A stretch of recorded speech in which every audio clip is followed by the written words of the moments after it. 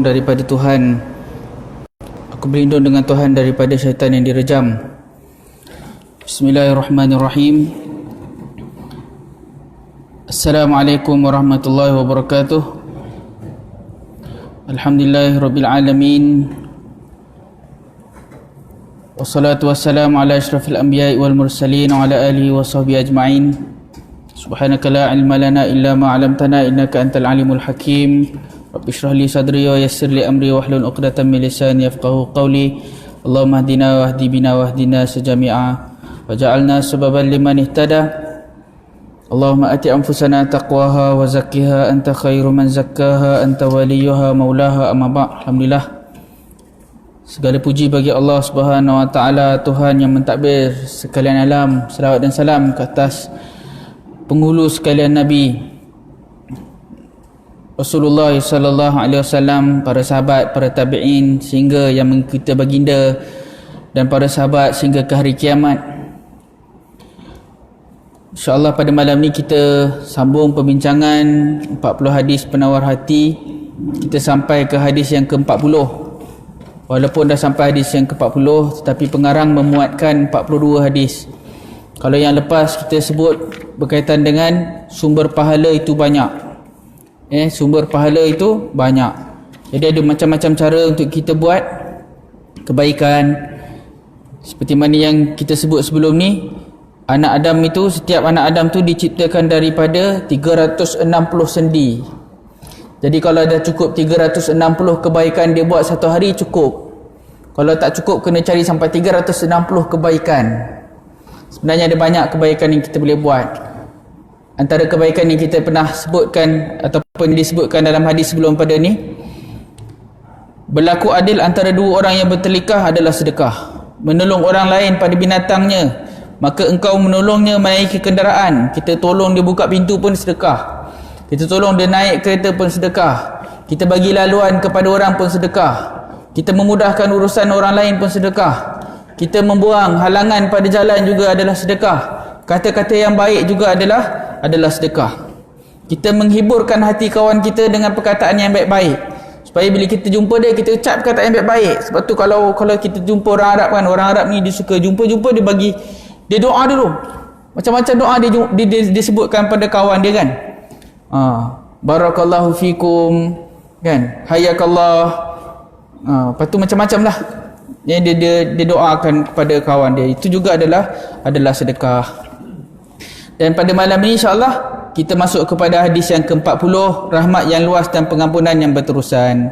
An Abi Hurairah radhiyallahu anin Nabi sallallahu alaihi wasallam fima yahki an rabbih tabaraka wa ta'ala qala adnaba dhanban 'abd faqala Allahumma ighfir li dhanbi faqala Allah tabaraka wa ta'ala adnaba 'abdi dhanban fa'alima anna lahu rabban yaghfiru dhanba wa ya'khudhu bidh-dhanb ثم عاد فأذنب فقال أي ربي اغفر لي ذنبي فقال الله تبارك وتعالى أذنب عبدي ذنبا فعلم أن له ربا يغفر الذنب ويأخذ بالذنب ثم عاد فأذنب فقال أي ربي اغفر لي ذنبي فقال تبارك وتعالى أذنب عبدي ذنبا فعلم أن له ربا يغفر الذنب ويأخذ بالذنب فقد غفرت لعبدي فليفعل ما شاء متفق عليه. Daripada Abu Hurairah radhiyallahu an, daripada Rasulullah sallallahu alaihi wasallam, pada satu riwayat yang baginda meriwayatkan daripada Allah Taala. Maksudnya apa? Maksudnya hadis qudsi. Sabdanya, apabila seseorang hamba itu melakukan dosa lalu ia berdoa, ya Allah ampunilah dosaku, maka Allah Ta'ala berfirman baginya, hambaku melakukan sesuatu yang berdosa lalu ia memahami bahawa ia mempunyai Tuhan yang dapat mengampuni dosanya atau boleh juga menjatuhkan hukuman dengan sebab adanya dosa itu.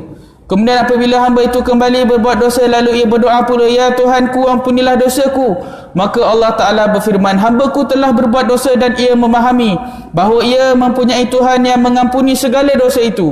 kemudian hamba itu sekali lagi berbuat dosa, maka ia lalu berkata, ya Tuhanku, ampunkanlah dosaku. Maka Allah Ta'ala lalu berfirman kepadanya, hambaku berbuat dosa, dan ia menyadari bahawa baginya ada Tuhan yang mengampuni segala dosa dan boleh menyesa dengan sebab dosa itu. Sesungguhnya aku mengampuni segala dosa hambaku, maka hendaklah ia berbuat sesuka hatinya. Hadis riwayat Bukhari dan Muslim. Hadis di atas menerangkan kepada kita betapa luas rahmat Allah Ta'ala kepada hamba-hambanya. Allah Ta'ala akan mengampuni segala dosa mereka asalkan mereka bersedia bertaubat kepadanya. Memang sudah menjadi suatu kepastian kita sebagai manusia yang lemah adalah sangat terdedah untuk berbuat dosa. Sama ada dosa itu yang kita sedari atau tidak, sama ada dosa itu besar atau kecil. Oleh itu wajarlah bagi kita untuk selalu beristighfar kepada Allah Ta'ala dan meminta keampunan daripadanya. Kalau Rasulullah SAW yang tidak berdosa itu telah pun beristighfar kepada Allah Ta'ala dalam sehari semalam paling kurang 70 kali, maka kita sebagai orang awam dari kalangan umatnya ini tentu lagi perlu kepada memperbanyakkan istighfar dan merayu kepada Allah Ta'ala supaya dia mengampuni segala dosa-dosa kita. Hadis menerangkan betapa luasnya pengampunan Allah Subhanahu Wa Ta'ala dan tuntutan kepada kita supaya memohon ampun, dan juga tuntutan kepada kita supaya memaafkan. Allah Ta'ala boleh maafkan kesalahan hambanya. Curangnya manusia kepada Allah ni tak terkira, tuan-tuan. Cuba kita bayang macam ni, tuan-tuan. Kita tak boleh curang pada Allah. Cuba kita bayangkan dunia ni seluruhnya Allah yang cipta. Cuba kita bayangkan dunia ni seluruhnya Allah Ta'ala cipta. Allah yang bagi oksigen, Allah yang bagi penglihatan, Allah yang bagi pendengaran, Allah yang bagi hidup, Allah yang bagi rasa, Allah yang bagi fikir, Allah yang bagi boleh jalan. Allah Ta'ala saja sebut dalam Al-Quran. Banyak ayat yang Allah Ta'ala sebut. Allah Ta'ala kata, وَالَّذِي جَعَلَ الشَّمْسَ ضِيَاءً وَالْقَمَرَ نُورًا وَقَدَّرَهُ مَنَازِلَ لِتَعْلَمُوا عَدَدَ السِّنِينَ وَالْحِسَابِ. Dialah yang menjadikan matahari mengeluarkan cahaya. Dia ni seperti pelita. Dia. Wal qamara nura, dan bulan ni bersinar. Wa qaddarahu manazil, dan dia tetapkan tempat-tempat peredaran. Lita'lamu adadas sinin, untuk kamu tahu bilangan tahun dan kiraan masa. Adadas sinin wal hisab, untuk kamu tahu kiraan tahun dan bilangan masa. Maksudnya apa? Allah yang jadikan matahari itu bercahaya. Disebabkan adanya cahaya matahari ni, tuan-tuan, hidup bumi ni. Matahari ni kalau ikut dalam sains dia sumber tenaga. Kalau tak ada matahari, tuan-tuan, pokok tak boleh buat makanan. Kalau pokok tak boleh buat makanan, haiwan tak boleh makan pokok.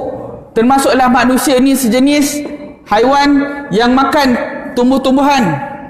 Kalau tak ada cahaya matahari, tuan-tuan, habis semua sekali. Kemudian Allah Ta'ala kata, Allah Ta'ala jadikan matahari ni bercahaya. Tuan-tuan, macam mana cahaya matahari ni? Kalau kita tengok pagi-pagi, tuan-tuan, matahari tu belum terbit lagi, langit dah terang dah. Kadang-kadang kita bangga dengan lampu rumah. Lilat-lilat, candlelight, apa? Candelier, apa benda? Yang banyak-banyak tu kan. Kita, cantiknya. Matahari tu lagi cantik, kita tak pernah kagum pun. Kan? Matahari itu lagi cantik daripada mana-mana lampu yang manusia hasilkan. Matahari ni, tuan-tuan, jarak matahari daripada bumi ni, Google kejap, nampak jarak matahari dia. Kalau bagi salah fakta susah. Jarak matahari dengan bumi 149,680, bukan, 149,680,000 kilometer, tuan-tuan. Cuba tuan-tuan bayangkan jarak matahari dengan bumi 149,680,000 kilometer. Jarak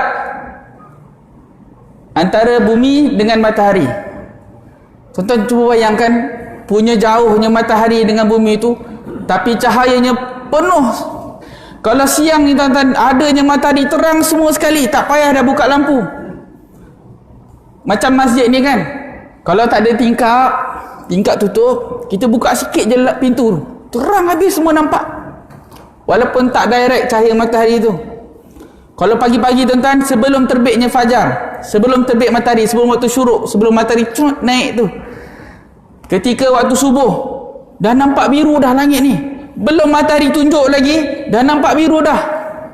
Bila matahari nampak sikit habis terang semuanya, kan? Allah Ta'ala kata wallazi ja'ala syamsa diya, Allah yang menjadikan matahari ini bercahaya. Bukan matahari itu jadi dengan sendirinya, bukan kerana penemuan saintis, bukan kerana penemuan manusia, bukan kerana kajian manusia. Allah yang menjadikan matahari itu bercahaya dan bulan memantulkan cahaya. Tuan-tuan, saya dulu-dulu suka pergi tamrin, pergi camping kan, dalam hutan. Kalau pergi camping ni, kalau boleh tempat yang tak ada elektrik, pakai torchlight, pakai lilin. Paling seronok tuan-tuan ketika bulan purnama.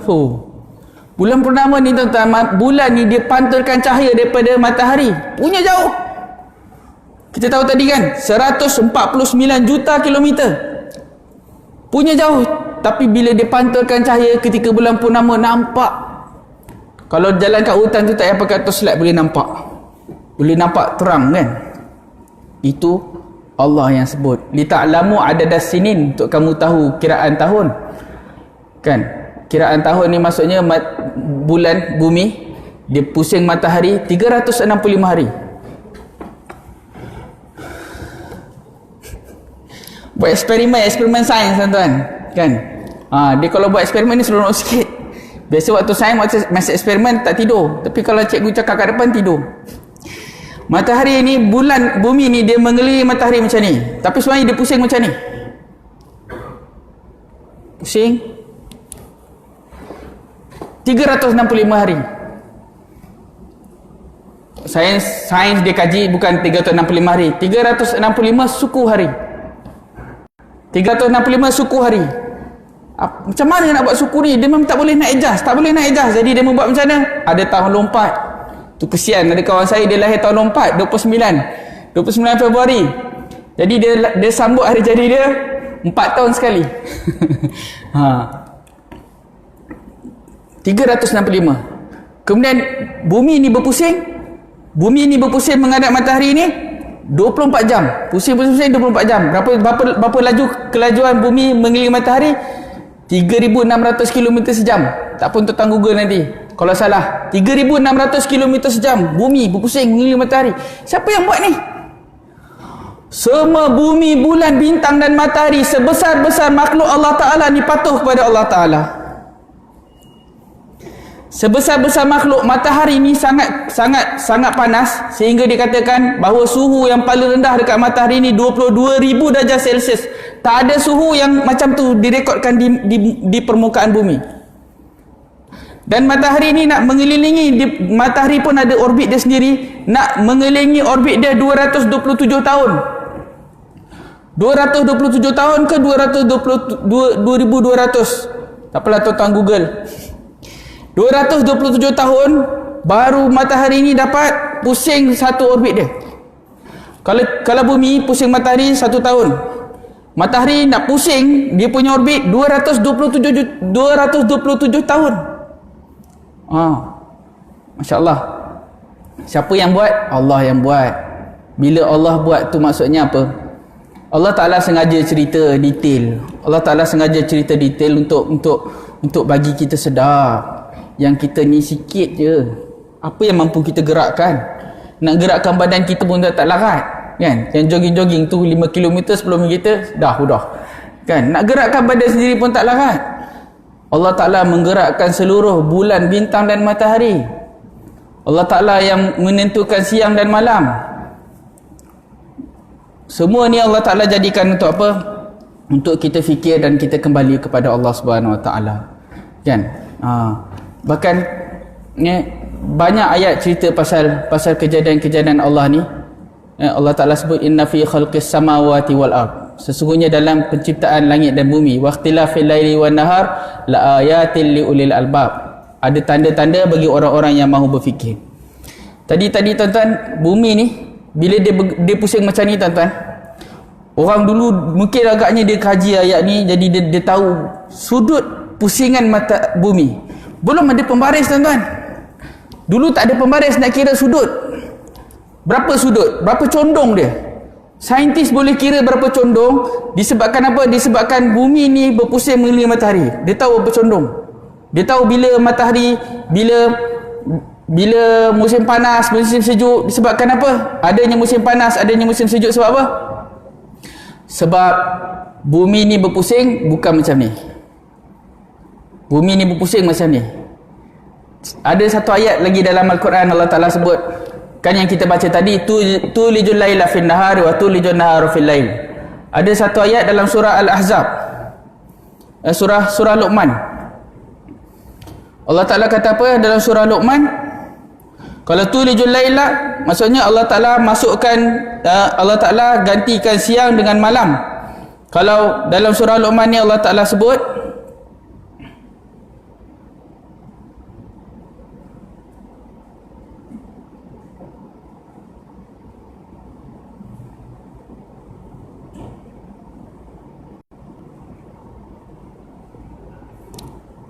alam tara anna Allah yulijul laila fil nahari wa yulijul nahara fil lail wa sakhkhara asy-syamsa wal qamar kullun yajri ila ajalin musamma wa anna Allah bima ta'maluna khabir. Tidakkah engkau memerhatikan bahawa Allah memasukkan malam pada siang dan memasukkan siang pada malam, dan ia memudahkan matahari dan bulan untuk faedah makhluk-makhluknya.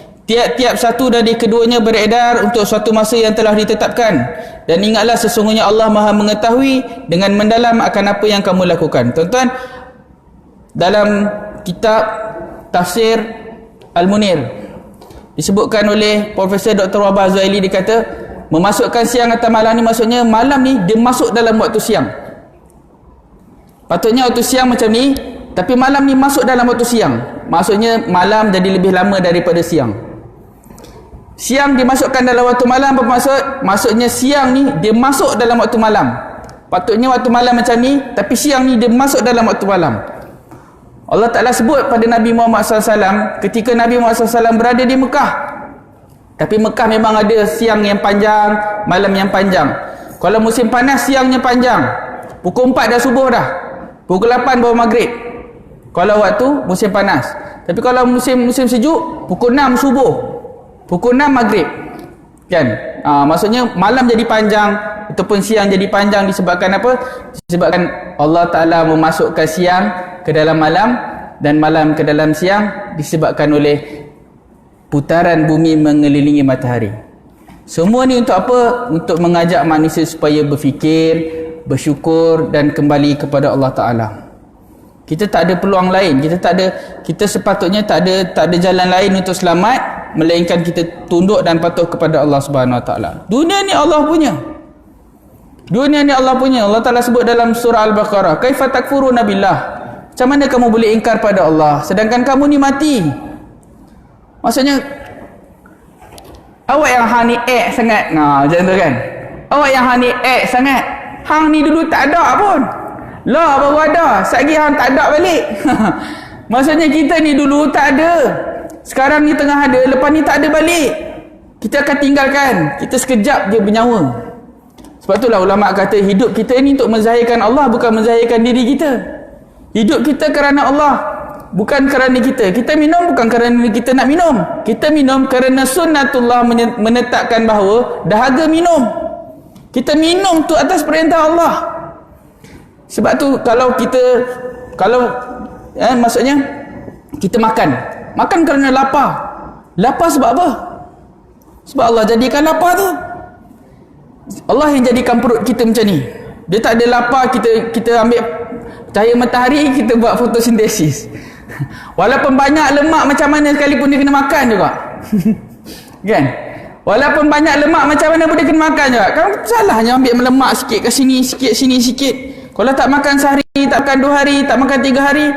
Ada yang kata tak makan, manusia boleh tak makan 14 hari, tapi tak boleh minum. Tak boleh tak minum 3 hari. Jadi 14 hari ni, tuan-tuan dia ambil makanan kat mana?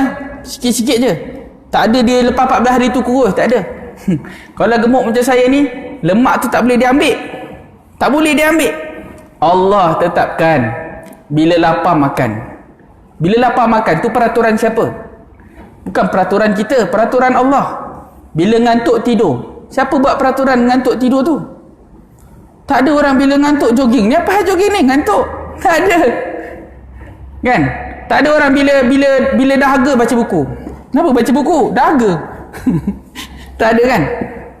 Kenapa berbual dengan kawan? Bosan berbual dengan kawan. Kalau ngantuk tidur, kalau segar buat kerja. Kan? Kenapa pergi kerja? Nak cari duit. Semua peraturan-peraturan, semua ketetapan-ketetapan tu siapa yang buat? Allah yang buat. Kita cuma patuh kepada perintah Allah, sunnatullah. Kalau dalam hal-hal perkara yang berkaitan dengan badan kita pun kita terpaksa patuh, maka dalam hal agama juga kita sebenarnya terpaksa patuh. Kita tak boleh buat selain daripada apa yang Allah Ta'ala suruh. Dan kita hidup kerana nak menzahirkan Allah, bukan untuk menzahirkan diri kita. Bukan pasal kita. Kita cakap bukan pasal kita. Kita tulis bukan pasal kita. Semua kerana Allah. Semua kerana Allah dan untuk melihat Allah, untuk menampak Allah, untuk menampakkan Allah dalam hidup kita. Supaya orang nampak perkara tu Allah. Bukan orang nampak baik kita, bukan orang nampak hebat kita, tapi orang nampak Allah. Kan? Macam perbincangan kita hari ini, tuan-tuan, supaya kita nampak besarnya Allah. Kita nampak hebatnya Allah. Kita nampak maha pengampunnya Allah. Kita nampak maha pengasihnya Allah. Kita nampak maha bijaksananya Allah. Kita nampak maha menciptanya Allah. Kita nampak maha sempurnanya Allah. Apa lagi dalam hadis tadi disebut tentang hamba yang berulang kali melakukan dosa dan berulang kali Allah Ta'ala ampunkan dosa dia. Kita, tuan-tuan, tak boleh buat macam tu. Kita sangat lemah. Kita orang buat sekali je. Sekali kita susah nak percaya. Tapi sekali kita dah kena, dah susah kita nak percaya balik, kan?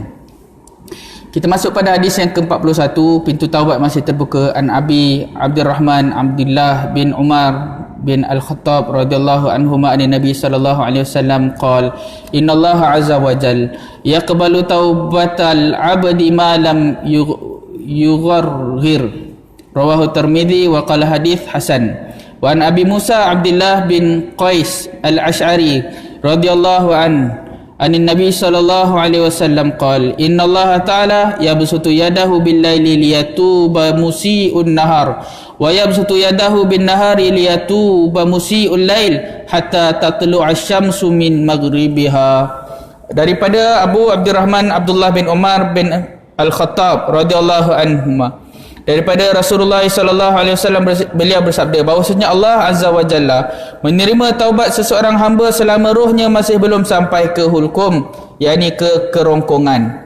Dan daripada Abu Musa Abdullah bin Qais Al-Asy'ari radhiyallahu anhu berkata Rasulullah sallallahu alaihi wasallam bersabda bahwasanya Allah Taala menghuraikan tangannya, yakni rahmatnya, di waktu malam supaya bertaubat orang yang berbuat dosa di waktu siang, dan ia menghuraikan tangannya, yakni rahmatnya, di waktu siang supaya bertaubat orang yang berbuat dosa di waktu malam, sehingga terbit matahari dari tempat tenggelamnya. Allah Ta'ala buka pintu taubat selagi belum sampai nyawa ke kerongkong. Sekarang ni Allah Ta'ala bagi peluang, tuan-tuan, cepat-cepat kita istighfar, cepat-cepat kita minta ampun, cepat-cepat kita jadikan kesempatan yang ada ni sebagai ruang untuk kita minta ampun kepada Allah Subhanahu Wa Ta'ala. Istighfar banyak-banyak, dan Allah Ta'ala masih membuka pintu keampunan sehingga Allah Ta'ala terbitkan matahari di tempat terbenamnya. Hadis di atas menerangkan kepada kita bahawa pintu taubat itu terbuka luas bagi seluruh hamba Allah yang ada di permukaan bumi ini, dan pintu taubat akan ditutup bagi seseorang hamba apabila rohnya sampai ke hulkum, iaitu di saat ia menghadapi kematian dan ia telah putus asa daripada hidup. Maka ketika itu taubat seseorang sudah tidak diterima lagi. Adapun untuk seluruh manusia, maka pintu taubat akan ditutup apabila matahari telah terbit di sebelah barat, iaitu tempat tenggelamnya, yang mana keadaan ini adalah menunjukkan bahawa hari kiamat sudah hampir terjadi. Mujur, tuan-tuan, kadang bila dengar sini, tuan-tuan, pagi-pagi tengok matahari terbit mana, kan? Tadi matahari terbit mana, tuan-tuan? Tak dan tengok, tapi tahu terbenam kat sana, kan? Alhamdulillah, maksudnya masih lagi buka pintu taubat. Mudah-mudahan kita terus Allah Ta'ala berikan kesempatan untuk beramal dan memohon ampun. Hadis yang ke-42, jangan berputus asa. Ada kaitan dengan hadis tadi.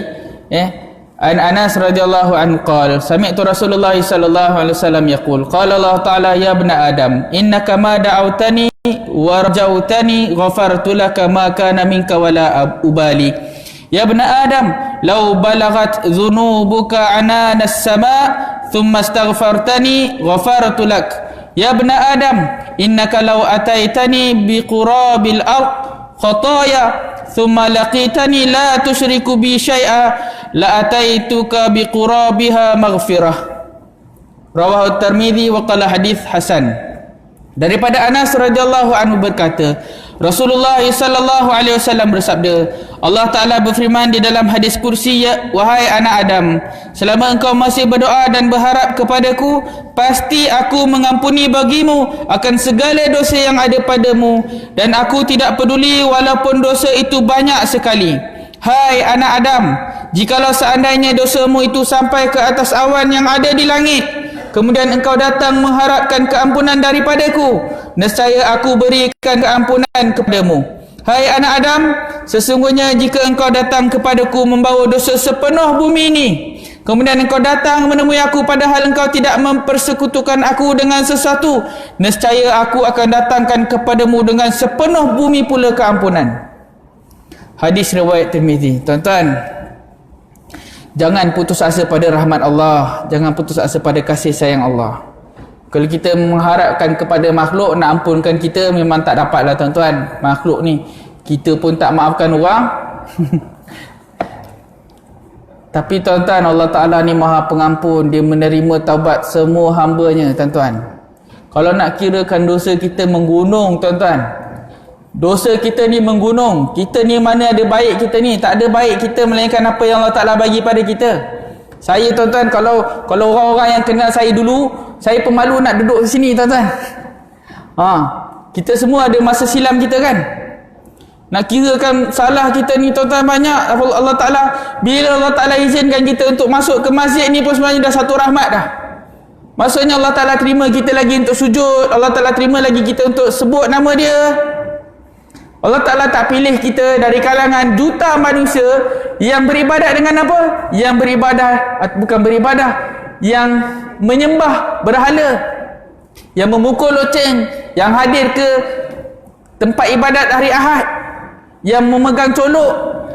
Tak, Allah Ta'ala pilih kita di kalangan orang yang sujud, rukuk kepada dia. Dalam keadaan dosa kita banyak, dalam keadaan silap kita banyak, dalam keadaan ibadah kita ni tak seberapa, Allah Ta'ala izinkan kita lagi tuan-tuan.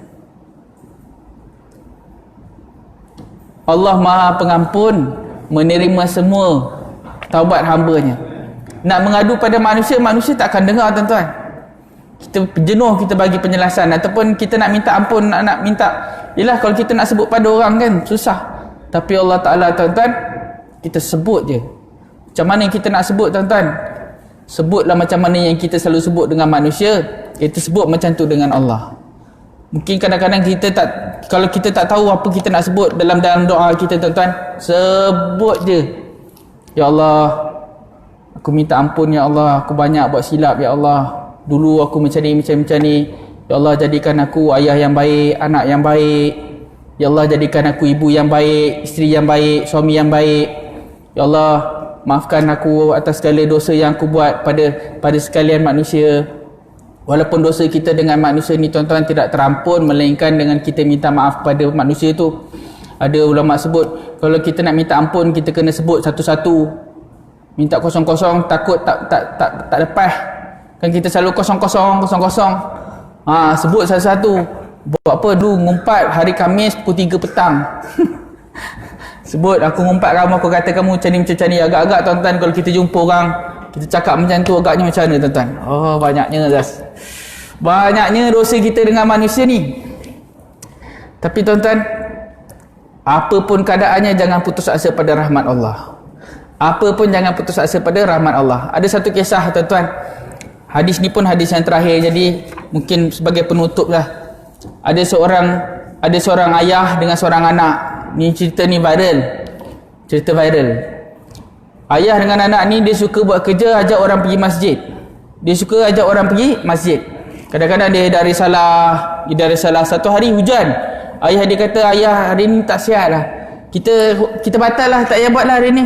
Anak dia kata, tak apa ayah rehat, biar saya buat. Anak dia kecil lagi tuan-tuan. Jadi anak dia pergilah, bawa payung, bawa risalah, ketuk semua pintu rumah. Dia ketuk-ketuk, Assalamualaikum tuan, Allah Ta'ala sayang tuan, malam ni kita ada program, mau datang ke masjid. Hebat. Kalau kita boleh buat macam tu, sonok. Dia pergi, dia ketuk pintu semua rumah, dia bagi risalah, tuan, Allah sayang tuan, Assalamualaikum tuan, Allah Ta'ala sayang tuan, malam ni kita ada program kat masjid, jom. Mau kita datang. Anak ni dia ketuk semua pintu rumah. Lepas tu sampailah satu rumah ni lama.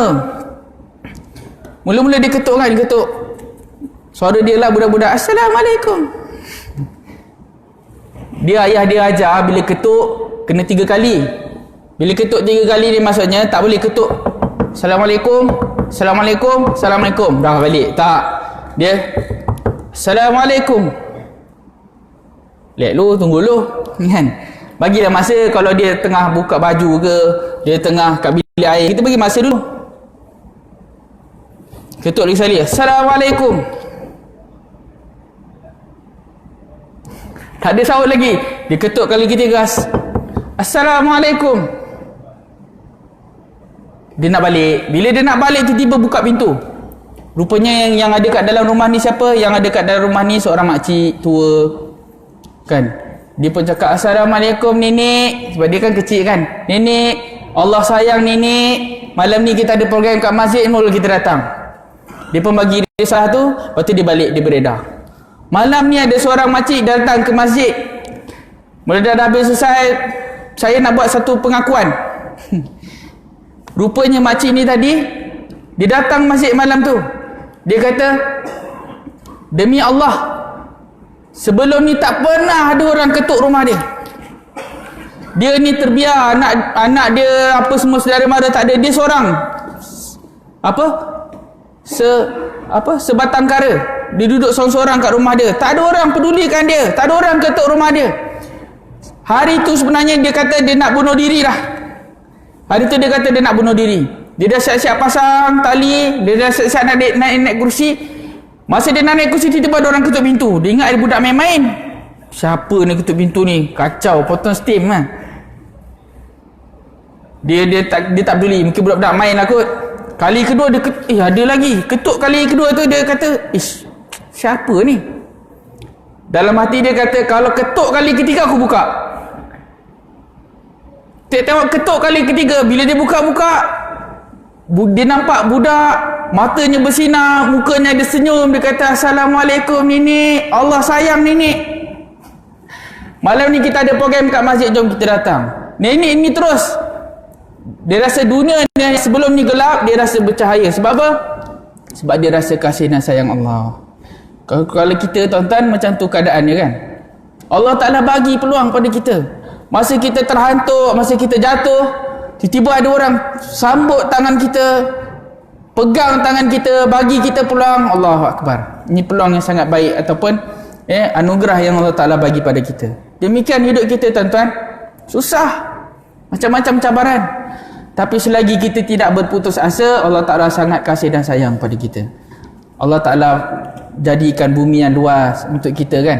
Kalau kita tak ada nasib kita dekat Seri Skandar, carilah kat Batu Gajah. Kalau tak ada kat Batu Gajah, pergilah Manjung. Kalau tak ada kat Perak, Terengganu masih luas. Kalau tak ada Terengganu, kat Johor ada lagi. Kalau tak ada kat Malaysia, negara Arab pun banyak tuan-tuan. Mudah-mudahan Allah Ta'ala beri kita kelapangan jiwa, dipermudahkan segala urusan, dan Allah Ta'ala izinkan kita untuk terus beribadah kepadanya, memohon ampun kepadanya. Jadi sekadar itulah yang dapat saya sampaikan. Sebagai tadi itu penutup, tapi ini buka cerita baru tuan-tuan. Pada 19 hari bulan 12, Masjid Bandayu untuk junjulung kalinya kita nak buat operasi dakwah khidmat masyarakat orang asli dekat Suak Padi. Program kita ni tuan-tuan, kita nak bagi sumbangan, kita nak ziarah, kita ada 3 program. Paginya kita buat gotong royong bersihkan surau, sambil-sambil kita buat gotong royong, kita nak buat agihkan barang sumbangan. Ada 184 orang masyarakat orang asli yang beragama Islam dekat kampung Suak Padi. Kat sana tuan-tuan ada 4 gereja, 1 surau. Gereja ialah gereja macam-macam mazhab ada. Tapi surau ada satu mazhab je, mazhab Syafi'i insya-Allah. Jadi tuan-tuan, Masjid Bandayu akan buat khidmat masyarakat. Kita akan kumpul pakaian terpakai. Kalau ada nak bagi beras boleh, kalau ada nak bagi telur boleh, kalau ada nak bagi minyak boleh. Lain-lain kita tak terimalah, kan? Kemudian kita buka juga kalau ada nak sumbang dari sudut wang tunai untuk pengurusan program. Program paginya gotong royong, sambil gotong royong kita kalau ramai kita boleh pecahkan tim untuk buat ziarah, kunjung pergi ke rumah dia, sampaikan sumbangan dan ajak untuk program malam tu kita buat kuliah maghrib perdana dan jamuan rakyat bersama dengan masyarakat orang asli. 19 dan 12 insya-Allah Kampung Suak Padi ni akan jadi anak angkat kita. Tuan-tuan, ada baru ni lah, ada yang meninggal, tak tahu macam mana nak urus, kan? Tak tahu macam nak urus, jadi kena orang-orang luar, kena ada orang yang guide dia untuk bagi panduan. Jangan biarkan maksudnya demo Islam tapi tak ada siapa yang nak bagi panduan. Jadi insya-Allah mudah-mudahan ini program yang pertama dan kita akan susul dengan program-program berikutnya, tapi program pertama ni penting. Jadi tuan-tuan yang mana ada pakaian lebih-lebih tu, ni dah tak muat tu kan? Saya pun ada insya-Allah. Jadi pakai pakaian yang tak muat jangan simpan membazir. Lebih baik kita akan kumpulkan, kita akan tetapkan satu tempat. Nanti pada 12 hari bulan minggu depan, hari Sabtu, kita akan buat pengumpulan barang-barang ni, pakaian dan barang-barang sumbangan. Kalau nak bagi awal, beras dengan minyak boleh bagi awal, telur jangan. Telur nantilah kita kumpulkan. Siapa yang nak bagi sumbangan tunai juga dialu-alukan. Siapa yang nak sama-sama kita turun tengok keadaan tuan-tuan, lagi baik. Kita dakwah. Mana tahu satu perkataan kita ni membuka pintu hati orang. Tuan-tuan, Nabi kata satu perkataan yang kamu buat, yang kamu bagi, memberikan petunjuk pada orang lain lebih mahal daripada unta merah. Maksudnya kita ajak orang, kita bagi penerangan pada orang, kita buka pintu hati orang untuk terima agama. Asbab daripada kita yang kita buat ni, Allah Ta'ala bagi dia petunjuk, Allah Ta'ala bagi anugerah yang lebih mahal daripada unta merah. Jadi sekadar itulah tuan-tuan, kalau ada apa-apa maklumat berkaitan dengan program ni boleh tuan-tuan dapatkan daripada saya. Aqulu qawli hadza wa astaghfirullahal azim li wa lakum. Wabillahi taufiq. Assalamualaikum warahmatullahi wabarakatuh. A'udzubillahi minasyaitonir rajim. Bismillahirrahmanirrahim. Allahumma ati anfusana taqwaha wa zakkiha anta khairu man zakkaha anta waliyyu maulaha. Allahumma arinal haqqa haqqan warzuqna ittiba'ah wa arinal batila batilan warzuqna ijtinabah. Rabbana 'alaika tawakkalna wa ilaika anabna wa ilaikal masir. Rabbana atina fid dunya hasanah wa fil akhirati hasanatan wa qina adzabannar. Sallallahu ala sayyidina Muhammadin wa ala alihi wa sahbihi wa baraka wasallam. Walhamdulillahirabbil alamin.